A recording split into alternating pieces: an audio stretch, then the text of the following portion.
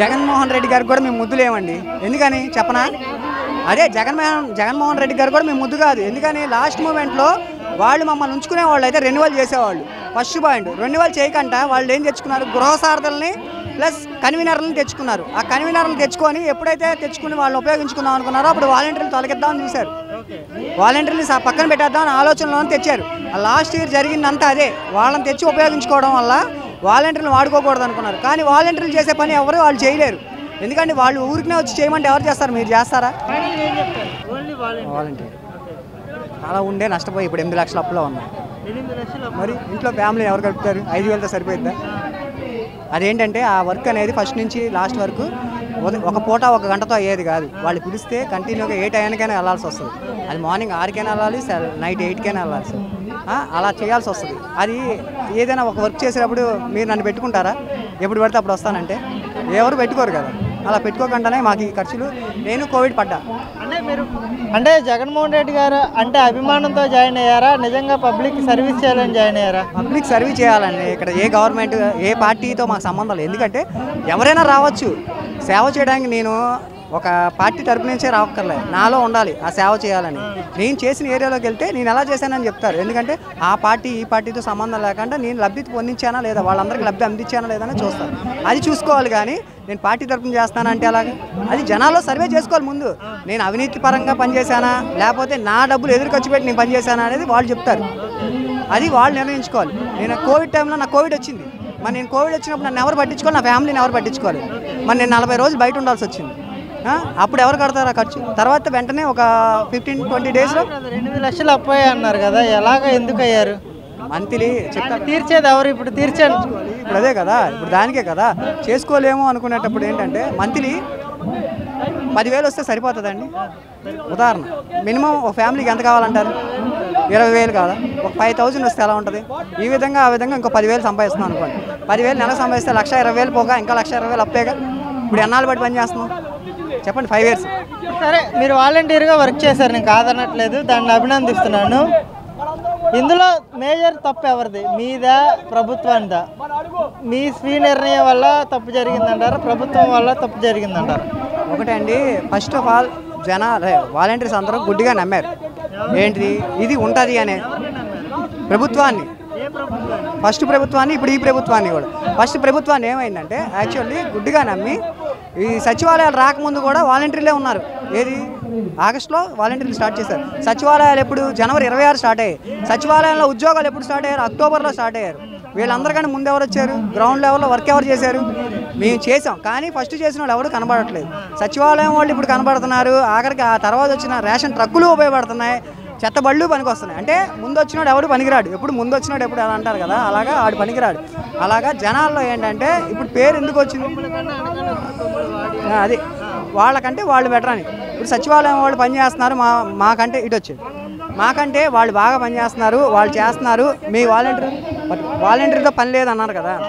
ఇప్పటికీ కూడా వాలంటీర్లు ఆపేశారు. 5 నెలలు బట్టి జీతాలు ఇవ్వకపోయినా కూడా ఇప్పటికీ వాలంటీర్లు వెళ్తున్నారు. వాళ్ళు సపోర్ట్ లేకుండా ఏ వర్క్ జరగట్లేదు. అది కావాలంటే మీరు జనాల్లోకి వెళ్ళి అడగండి. ఒక పెన్షన్ ఇవ్వడం కానీ, మేమైతే పెన్షన్ ఇంటింటికి వెళ్ళి ఇచ్చేవాళ్ళం. ఇప్పుడు కొన్ని చోట్ల అయితే ఇంటికి కూడా వెళ్ళట్లేదు, పలానా చోటకి రమ్మనే పిలుస్తున్నారు. ఇప్పుడు పెన్షన్ ఇవ్వడం తప్ప వాలంటీర్లు ఇంకా అదనంగా ఏం పని చేసి ఉంటారు? వాలంటీర్లు అనేవాళ్ళు క్యాష్లు పెట్టేవాళ్ళు, ఇన్కమ్ పెట్టేవాళ్ళు. వాటికి సంబంధించిన సర్టిఫికేట్లు ఏమైనా ఓబీసీ సర్టిఫికేట్లు ఉన్నాయి. తర్వాత రెవెన్యూ డిపార్ట్మెంట్కి సంబంధించి ఇంటి పన్నులు మేమే ఇచ్చేవాళ్ళం. ఇంటి పన్నులు కట్టమని చెప్పేవాళ్ళం మేమే. చెత్త పన్ను వసూలు చేసేది మేమే. ఇంకా చెప్తా ఉన్నాండి, శానిటేషన్ చెత్త ఎత్తకపోతే మాకే చెప్తారు. వాళ్ళు చేపించేది మేమే. కరెంట్లో బల్బు వెళ్ళకపోతే అది మాకే చెప్తారు. చెత్త తీయకపోతే మాకే చెప్తారు. ఆఖరికి ఎవరైనా వచ్చి ఇప్పుడు ఉంది కదా కరోనా టైంలో ఆశా వర్కర్లు చేయాల్సిన పని ఉంది, ఆ వర్క్ మేమే చేసేవాళ్ళం. ఆఖరికి అంగన్వాడీ ఉన్నారే, ఇంటింటికి ఎంతమంది కడుపుతో ఉన్నారు, ఎంతమంది పిల్లలు ఉన్నారు, వీళ్ళందరూ డేటా గ్రౌండ్ లెవెల్లో చేసిస్తే పైన ఉన్న వాళ్ళందరూ హ్యాపీగా చేసుకొని వెళ్ళిపోయేవాళ్ళు. సిస్టమ్ వర్క్ చేసుకొని గ్రౌండ్ లెవెల్లో కష్టపడిందేమో ఇవాళ మేము పనికి రాకుండా పోయాం. ఎక్కడైతే కుర్చీలో కూర్చుని ఉన్నారో ఇప్పుడు 35,000 ఇస్తున్నారే 10 మందికి ఒక్కొక్కరికి, వాళ్ళు పనికి వచ్చారు. వాళ్ళ మీద నీ అభిప్రాయం ఏంటి? వాళ్ళ అభిప్రాయం మేము చెప్పక్కర్లేదు, జనాల్లోకి వెళ్తే వాళ్ళు చెప్తారు. ఎవరు నేను చెప్పేది 5 ఏళ్ళ అనుభవం నీకు ఉంది కాబట్టి, చాలా దగ్గరగా నువ్వు చూసావు కాబట్టి నేను చేసామని చెప్తున్నాం కదా. నేను చెప్పేది అదే. ఇప్పుడు దాకా కూడా అన్ని వర్కులు మేము చేస్తే వాళ్ళు ఏం చేశారని మీరు ప్రశ్నించాలి. ఇప్పుడు ఇప్పటికీ కూడా నేను చెప్తున్నాను కదా, చాలా చోట్ల మీరు వెళ్ళండి, పెన్షన్లు ఇస్తున్నారు కదా, ఇంటికి ఇస్తున్నారా, ఒక చోటకి వచ్చి ఇస్తున్నారా అని మీరు నిర్ణయించుకొని అడగండి. జనాలు సర్వే చేయండి, ఇది కన్ఫామ్. ఎందుకంటే మేమైతే ఇంటింటికి వెళ్ళి ఇచ్చేవాళ్ళం, ఇప్పుడు ఫోన్లు చేసి పిలిపించి పలానా చోటకు రండి అని చెప్పి పిలిపించుకొని ఇచ్చుకుంటున్నారు. అది గవర్నమెంట్ కూడా పట్టించుకోవాలి. గవర్నమెంట్ ఇచ్చేస్తున్నామంటే సరిపోదు కదా. ఫైనల్గా ఒక విషయం చెప్పండి బ్రదర్, మీ పేరు? దుర్గారావు గారు. 5,000 అనేది పక్కన పెడదాం, గడిచిన 5 సంవత్సరాలను తిరిగి మళ్ళీ తీసుకురాగలుగుతారా? అది పాసిబుల్ అయిద్దా? చెప్పేది ఇప్పుడు కూడాను 5,000 యాక్చువల్లీ మాకు ఇచ్చింది ఇప్పుడు దాకా 5 నెలలు బట్టి శాలరీ లేదు. ఒకసారి అదే పోయిన దాని గురించే చెప్తాను. అవును, పోయింది కదా, ఇప్పుడు దాని గురించి ఏం చెప్తాం? వెనక్కి తీసుకురావాలం కదా, కాలాన్ని ఎప్పుడు వెనక్కి తీసుకురావాలం. ఆ కాలాన్ని వేస్ట్ చేస్తున్నారు. ఇప్పటికి కూడా 5 నెలలు బట్టి జీతాలు వేయట్లేదు. వేయకపోగా వాలంటీర్లు ఉంచుతున్నామా తీసేస్తున్నామా అని క్లారిటీ ఇస్తే చాలామంది పనులకు వెళ్తారు. వాళ్ళు వేరే ఉద్యోగాలు చేసుకోవాలి కదా. కనీసం ఇలా కాలయాపన చేస్తే ఏమవుద్ది? ఇంకో సంవత్సరం వేస్ట్ అవుద్ది. అంతకుమించి చేయలేదు. మేము నిర్ణయంగా తీసుకుంటాం అనుకునే వాళ్ళు 5,000 ఇచ్చి గడపచ్చు. ఒక సంవత్సరం పాటు మేము జీతం పెంచలేము, ఖజానాలో మాకు డబ్బు లేదని 5,000 ఇవ్వచ్చు. మేము ఒక సంవత్సరం తర్వాత మీకు 10,000 చేస్తామని హామీ ఏమి వెంటనే చేయట్లేదు కదండి. ఏదీను ఇవాళ పెన్షన్ పెంచుతామంటే అది ఒకటేగా పెంచారు. 1,500 ఇస్తామన్నది ఏమి వెంటనే ఇవ్వట్లే కదా. అలాగే ఒక టైం పెట్టుకోమనండి. 10,000 ఇస్తామన్నప్పుడు 10,000 ఇమ్మానండి. ఫస్ట్ 5,000 ఇస్తేగా ఈ 5 నెలలు బట్టి ఎవరు కడతారు? ఇంటి అద్దెలైనా ఏమైనా ఎవరి కష్టాలు వాళ్ళకే ఉంటాయి. నాకు ఫ్యామిలీ ఉంది, నాకు దానికి మెయింటైన్ చేయాలి కదా. అది కాకుండా ఇంకో పనికి వెళ్ళాలిగా. నేను వేరే జాబ్ చూసుకుంటాను కదా, తీసేసామంటే అది కూడా చెప్పట్లేదు కదా. వాలంటీర్లు లేరు అంటున్నారు కానీ ఎక్కడా కూడా వాలంటీర్ని అసలు మేము ఉంచుకోము, అసలు లేదు, ఆ వ్యవస్థ లేదు, పూర్తిగా మీరు వేరే జాబులు చూసుకొని చెప్పాలిగా. కాకి పిల్లలు కాకికి ముద్దు, కాకి పిల్లలు కాకికి ముద్దు. ఓకే, అలాగా జగన్మోహన్ రెడ్డి గారికి మీరు ముద్దు, కానీ వీళ్ళకి ఎందుకు ముద్దు అవుతారు? జగన్మోహన్ రెడ్డి గారికి కూడా మేము ముద్దు లేవండి. ఎందుకని చెప్పనా? అదే జగన్మోహన్ రెడ్డి గారు కూడా మేము ముద్దు కాదు. ఎందుకని లాస్ట్ మూమెంట్లో వాళ్ళు మమ్మల్ని ఉంచుకునే వాళ్ళు అయితే రెన్యువల్ చేసేవాళ్ళు. ఫస్ట్ పాయింట్, రెన్యువల్ చేయకుండా వాళ్ళు ఏం తెచ్చుకున్నారు? గృహ సారథుల్ని ప్లస్ కన్వీనర్లను తెచ్చుకున్నారు. ఆ కన్వీనర్లను తెచ్చుకొని ఎప్పుడైతే తెచ్చుకుని వాళ్ళని ఉపయోగించుకుందాం అనుకున్నారో అప్పుడు వాలంటీర్లు తొలగిద్దామని చూశారు.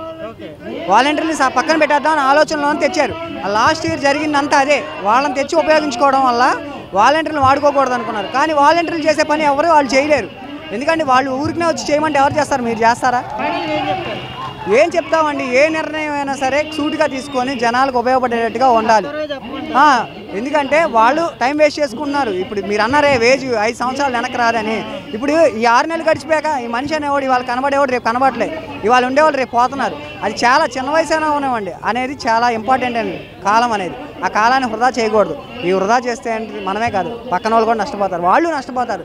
జనాల్లో వ్యతిరేకత వచ్చేంత వరకే. వ్యతిరేకత వస్తే ఎవరైనా చేయలేరుగా. అది వాళ్ళు తెలుసుకోవాలి, అది వాళ్ళకే ఉండాలి. అది నేను చెప్పాల్సింది.